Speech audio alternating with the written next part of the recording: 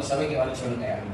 இல்ல பாஸ்டர், அவர்கிட்ட நான் பேசினேன், அவரு நிறைய பாஸ்டர் பேரை சொல்றாரு. சரி, என்ன சொல்றாரு?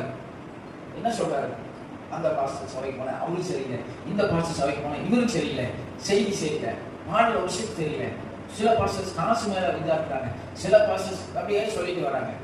இப்படியே சொல்லிட்டே வந்து ஒவ்வொன்றையும் குறையும் குற்றப்படுத்தி கொண்டே இருக்கிற தேவனுடைய பிள்ளைகள்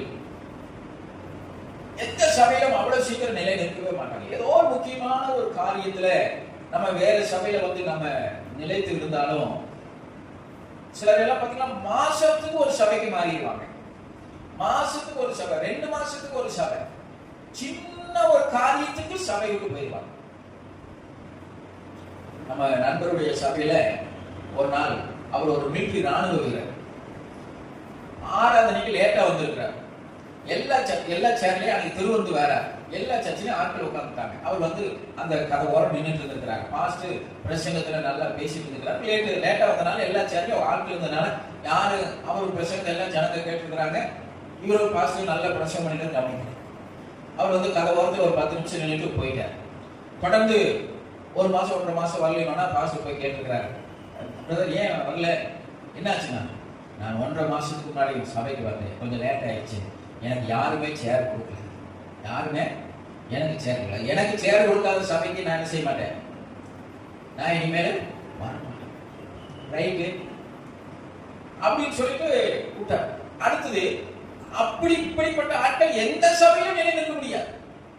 சின்ன சின்ன காரியத்துக்கு நம்ம குறை சொல்லி குற்றப்படுத்தி கொண்டே இருக்கலாம், நிலைநிற்கவே முடியாது. வசனம் சொல்கிறது, கண்மலை மேல கட்டப்பட்ட வீடு சிறு காற்று அடித்து சிறு மழை பொழிந்தனல்ல. எப்படி வசனம்? பெரும் காற்று அடித்து பெரும் மழை அதன் மேல் மோதின பொழுதும் அதை என்ன செய்யலாம், அசையாமல் நிலைத்து நின்றது. கிறிஸ்துவர்கள் அப்படித்தான். வாழ்க்கையில எவ்வளவு பெரிய பிரச்சனை போராட்டங்கள் வந்தாலும் நம்ம கிறிஸ்துவுக்குள்ள நிலைத்து நிற்கிற பிள்ளைகளாக இருக்கிறோம். அல்லேலூயா சொல்லுங்களேன், அல்லேலூயா. அப்போ கிறிஸ்துவுக்குள்ளே கற்பாரின் மேல் அஸ்திவாரம் போடப்பட்ட பிள்ளைகளாக நீங்களும் நானும் நிலைத்து நிற்க வேண்டும் என்பதுதான் தேவன் விரும்புகிற எண்ணம். அவருடைய ஆசை என்ன?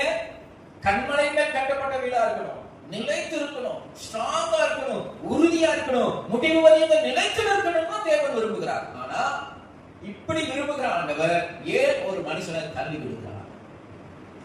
இப்படி விரும்புகிற ஆண்டவர் ஏன் ஒரு மனுஷனை புறத்தள்ளி போடுகிறார்? ஒரு மனுஷனை அவர் புறம் தள்ளிட்டாலே வேண்டான்னு அர்த்தம். அவன் ஒரு காலம் நிலை நிற்க முடியாது.